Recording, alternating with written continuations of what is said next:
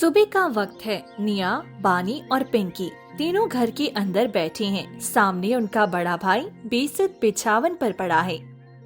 देखो पिंकी, तुम घर की सबसे छोटी हो, इसीलिए मैं और बानी काम की तलाश में जा रही हैं और तुम घर पर ही रहना।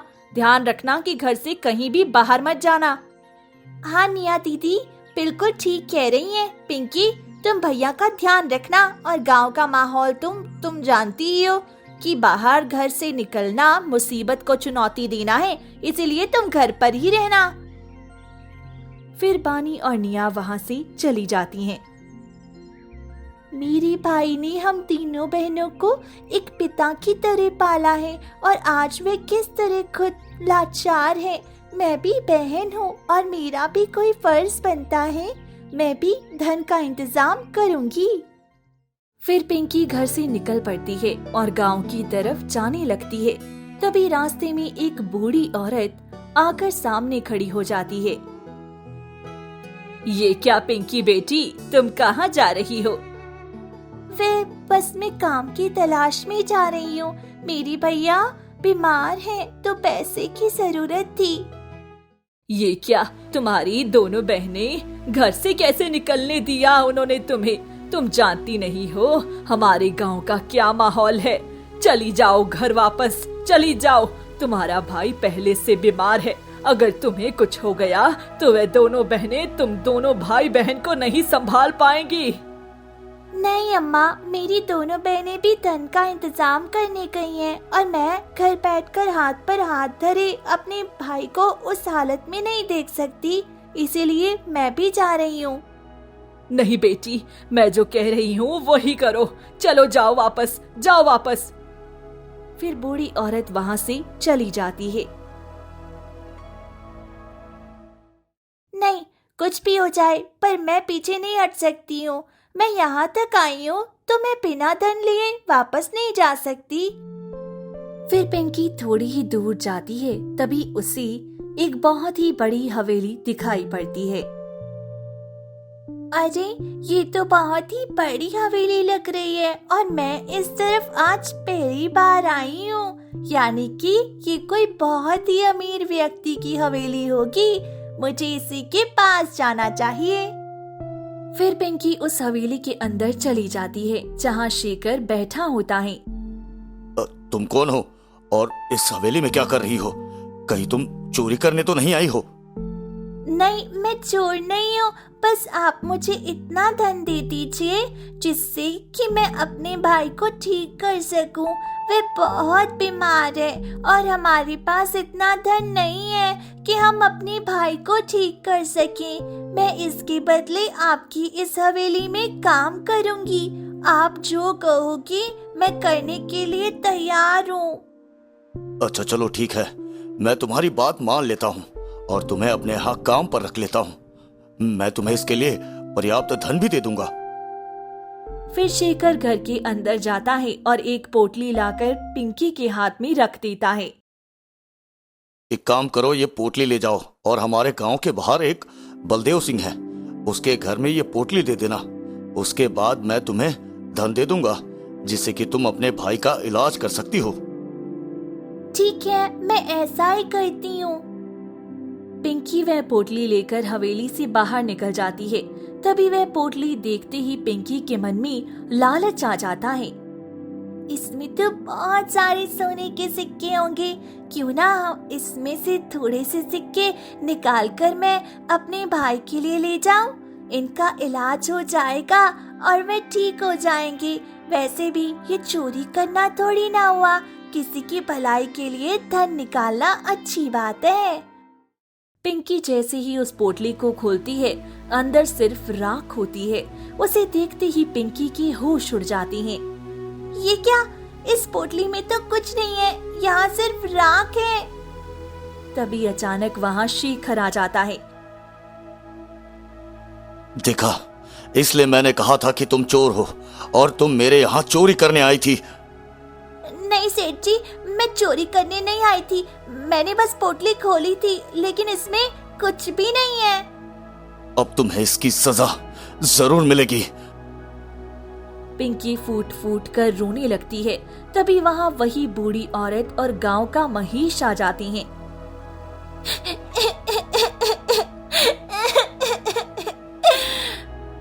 देखो शेखर, मैं जानती हूँ ये बच्ची तुम्हें नहीं जानती, तुम इसे छोड़ दो, ये नादान है। हाँ शेखर, हम तुम्हारी सच्चाई जानते हैं, बस ये मासूम सी बच्ची नहीं जानती। छोड़ दो इसे। इसने जो किया उसकी कीमत तो इसे अब चुकानी ही पड़ेगी। इसने क्या सोचा था कि ये इतनी आसानी से मेरे चंगुल से निकल जाएगी? ऐसा अब कभी नहीं होगा। शेखर हंसते हुए पिंकी का हाथ पकड़कर उसे वहाँ से ले जाने लगता है। नहीं, मुझे छोड़ दो, मुझे जाने दो। अम्मा, अम्मा बचाओ। हे भगवान, मुझे जाकर इसकी दोनों बहनों को बताना होगा। वे बेचारी घर पर इंतजार कर रही होंगी। फिर बड़ी औरत भागते हुए पिंकी के घर पहुंच जाती है, जहां निया और बानी परेशान होकर घर के बाहर बैठी थी। अरे, तुम दोनों बेटियां यहाँ हो? तुम्हारी बहन बहुत बड़ी मुसीबत में फंस गई है। ये क्या अम्मा, आप ये क्या कह रही हैं? मैं भी उसी को ढूंढ रही हूँ। हमने उसे घर में रहने को कहा था, पता नहीं वो कहाँ चली गई। तुम्हारी बहन हमारे गांव के उस रहस्यमयी व्यक्ति शेखर के पास है। शेखर ने उसे अपने जाल में फंसा दिया है और उसे बंदी बना लिया है। ये क्या? मेरी बहन वहां चली गई? नहीं, ऐसा नहीं हो सकता। हमें अपनी बहन को लाना ही होगा। तुम ठीक कह रही हो बानी, चलो हम अपनी बहन को लेने चलते हैं। ये तुम क्या कह रही हो बेटी? तुम्हारी छोटी बहन पहले से ही मुसीबत में फंस चुकी है। तुम्हारा भाई महीनों से बीमार चल रहा है, वह ढंग से एक गिलास पानी तक नहीं पी सकता। अगर तुम दोनों भी गई और उसने तुम्हें भी कैद कर लिया तो भाई का ध्यान कौन रखेगा? मेरी मानो तो पहले भाई को ठीक करो, फिर पिंकी के बारे में सोचना। नहीं अम्मा, वह मेरी छोटी बहन है। मेरा भाई अभी इस हालत में नहीं है कि वह उसकी रक्षा कर सके, इसीलिए भाई की जिम्मेदारी मैं निभाऊंगी। मैं अपनी बहन को मुसीबत में नहीं छोड़ सकती। चलो बानी। फिर निया और बानी वहां से निकल पड़ती हैं और कुछ ही देर में उस विशाल हवेली के सामने पहुंच जाती हैं। हवेली के बरामदे में शेखर बैठा था। जैसे ही उसकी नजर निया पर पड़ती है, वह एक रहस्यमयी मुस्कान बिखेर देता है। देखो शेखर, तुम्हारी दुश्मनी मुझसे है। तुम चाहो तो मुझे अपने पास रख लो, पर मेरी बहन को जाने दो। तुम उसे यहाँ नहीं रख सकती। ये क्या निया दीदी, आप शेखर को जानती हैं? आपने मुझे पहले क्यों नहीं बताया? आप दोनों का रिश्ता क्या है? बानी, ये तुम्हें कभी नहीं बताएगी। इसने जानबूझकर तुम्हारी बहन की जान खतरे में डाली। नहीं, पहले मैं आप दोनों के रिश्ते का सच जानना चाहती हूँ। ठीक है बानी, अगर तुम जिद कर रही हो तो सुनो। ये उस समय की बात है जब मैं और मेरे भैया खेतों में काम कर रहे थे। सुबह का सुहावना वक्त था। निया और गौरव खेतों की तरफ जा रहे थे। भैया, आज मौसम कितना सुहाना लग रहा है ना? हाँ निया, हम किसानों के लिए तो ये मौसम और भी प्यारा होता है। पर चलो, बहुत देर हो रही है, हमें खेत में घास निकालने जाना है। दोनों खेत पहुंचकर काम शुरू ही करती हैं कि तभी अचानक किसी के चिल्लाने की आवाज आती है। बचाओ, बचाओ, कोई मेरी रक्षा करो, बचाओ।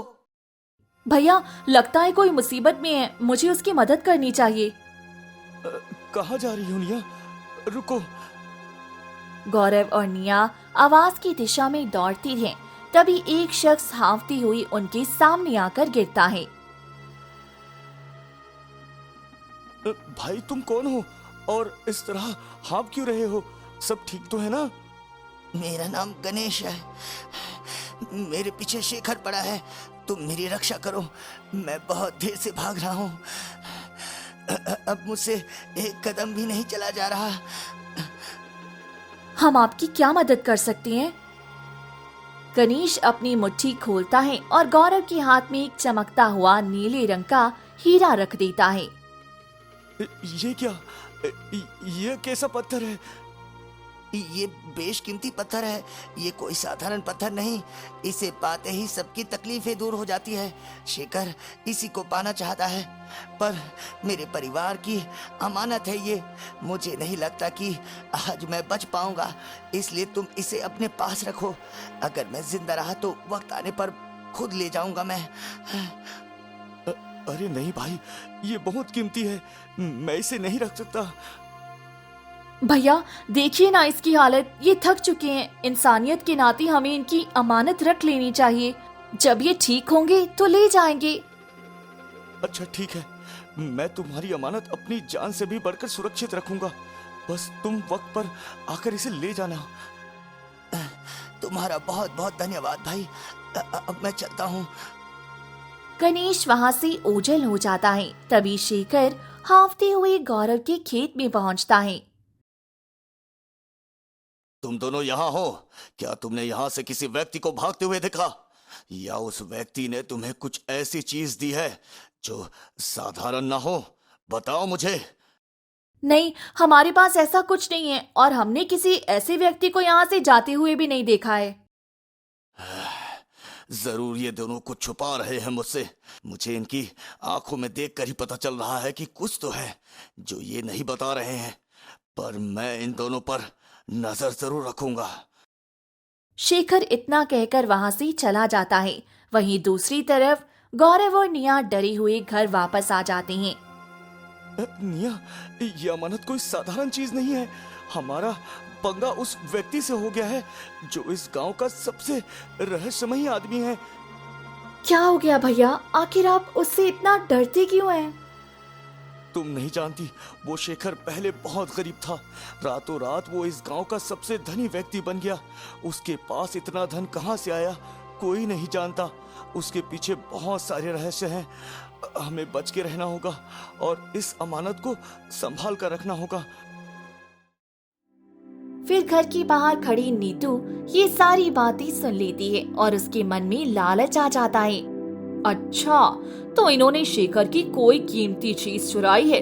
चलो मैं ही इसे मांग लेती हूँ। अगर इन्होंने नहीं दिया तो मैं जाकर शेखर को बता दूंगी। नीतू घर के अंदर घुस जाती है। देखो, मुझे पता चल गया है कि तुम्हारे पास एक बेशकीमती वस्तु है। तुम वह मुझे दे दो। ये आप कैसी बातें कर रही हैं चाची? चली जाओ यहाँ से। हमारे पास ऐसा कुछ नहीं है जो हम आपको दें। झूठ मत बोलो, मैंने तुम दोनों को बातें करते सुना है। अगर तुमने वह मुझे नहीं दिया तो तुम लोग चैन से नहीं रह पाओगे। वो किसी और की अमानत है और मैं उसे यूं ही आपको नहीं दे सकता। हमें माफ कर दीजिएगा। नीतू अपमानित महसूस करती है और गुस्से में बाहर घर से निकल जाती है। अच्छा, तो इन दोनों ने मेरा अपमान किया है। अब देखो मैं दोनों को कैसे सबक सिखाती हूँ।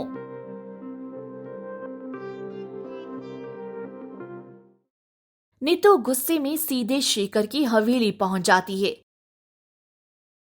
कौन है और मेरी हवेली पर क्या कर रहा है? शेखर, तुम जिस वस्तु की तलाश कर रहे हो वह गौरव के पास है।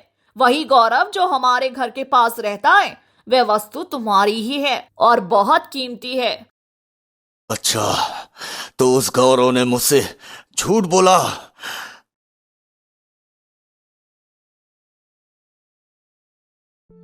शेखर कुछ सिक्के नीतू के हाथ में रख देता है। ये तो बहुत अच्छा इनाम मिला मुझे खबर पहुंचाने का। ठीक है, मैं इसी तरह खबर पहुंचाती रहूंगी। अब चलती हूँ।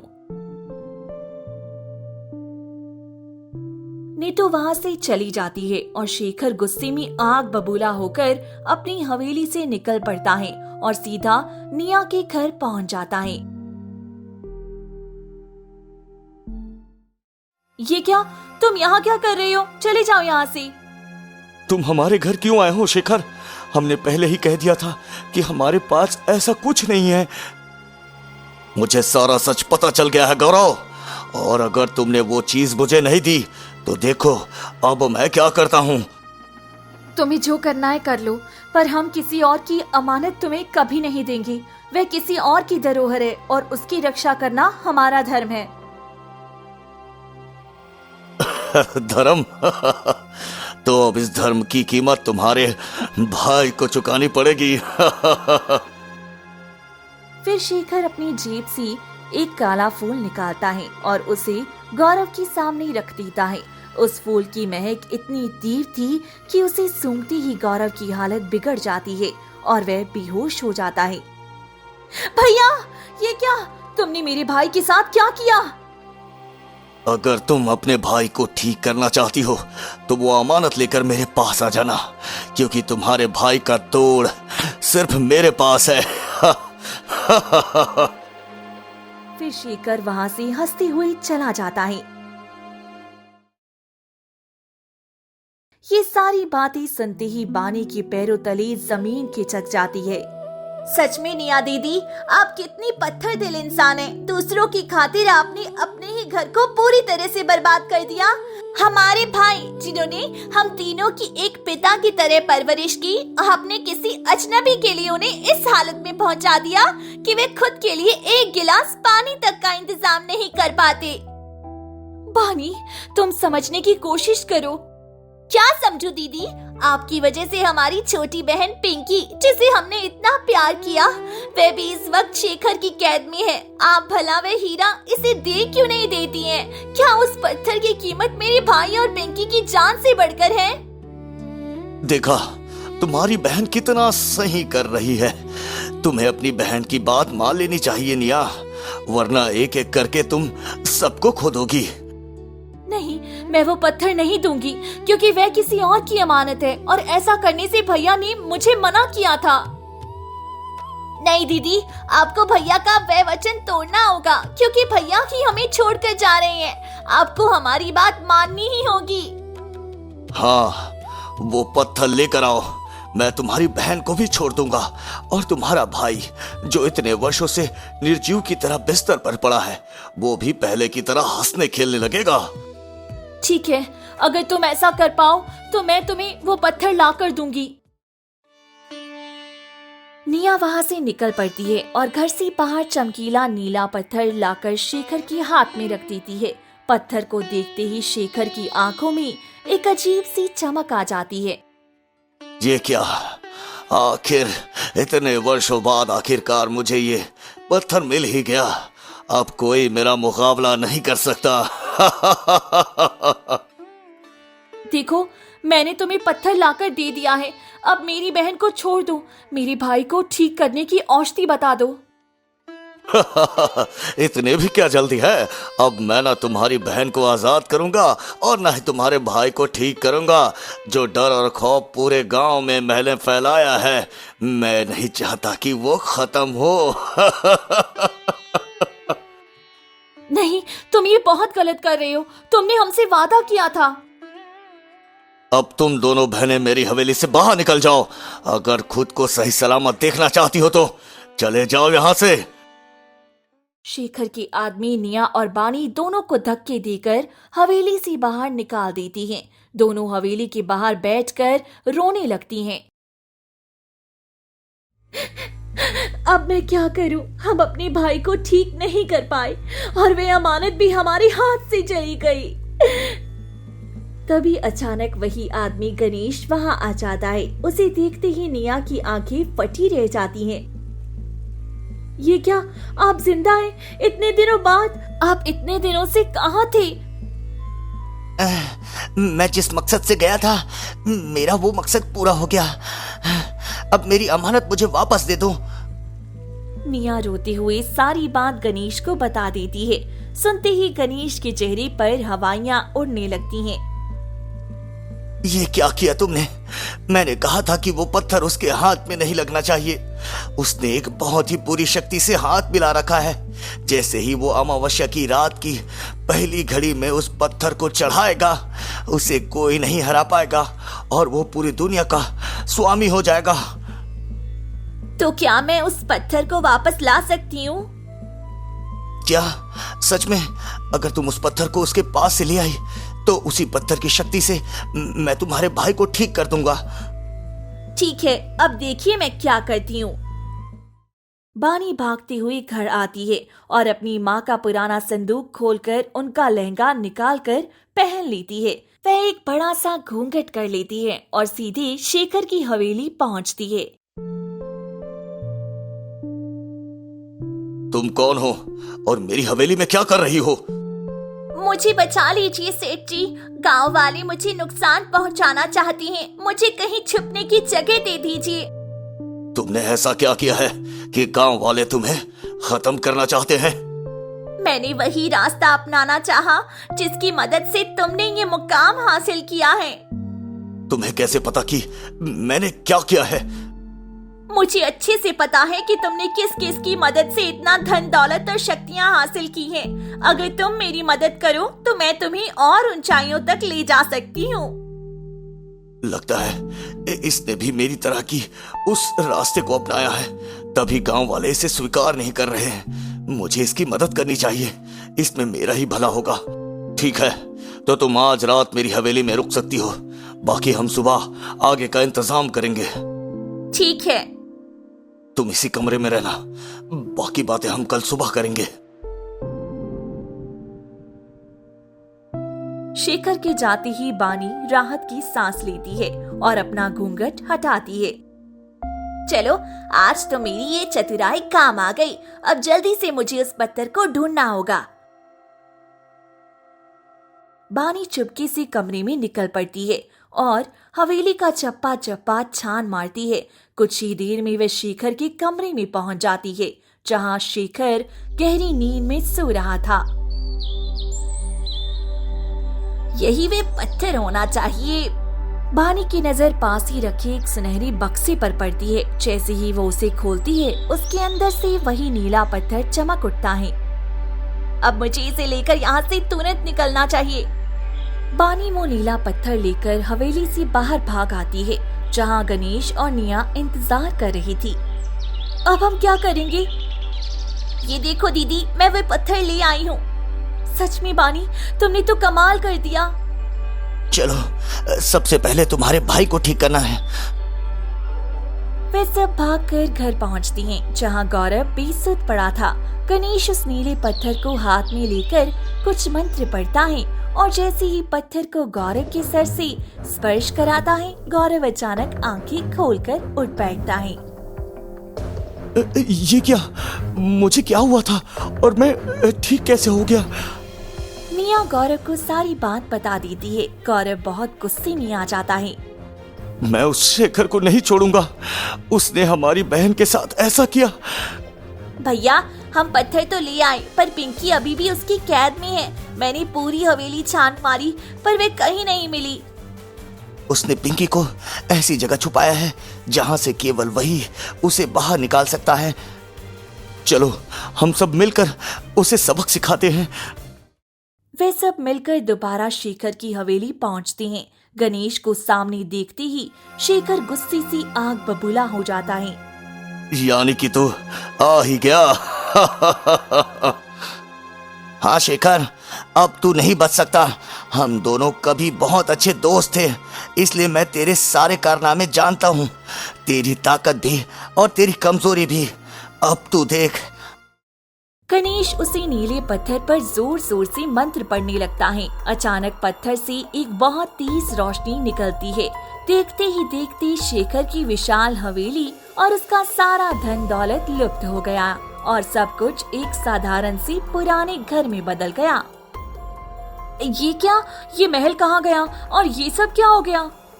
असल में ये भी एक साधारण लकड़हारा था, लेकिन इसने एक ऐसी बुरी शक्ति से हाथ मिलाया जिसके बाद ये धन तो हासिल कर लिया, पर उसे हर महीने एक कीमत चुकानी पड़ती थी, जिसे वो मासूम गांव वालों को देकर चुकाता आया है। मैं तुम्हें नहीं छोड़ूंगा गणेश, रुक जाओ। मुझे पता है तुम्हारी कमजोरी क्या है।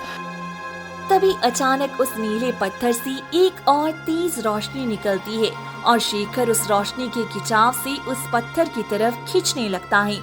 नहीं नहीं, मैं इस पत्थर में नहीं सो सकता। मुझे बचाओ, मुझे बचाओ। देखते ही देखते शेखर उस पत्थर के अंदर कैद हो जाता है। चारों तरफ सन्नाटा छा जाता है। ये क्या किया तुमने? तुमने इसे पत्थर में बंद कर दिया। पर मेरी बहन कहाँ है? पिंकी कहाँ है?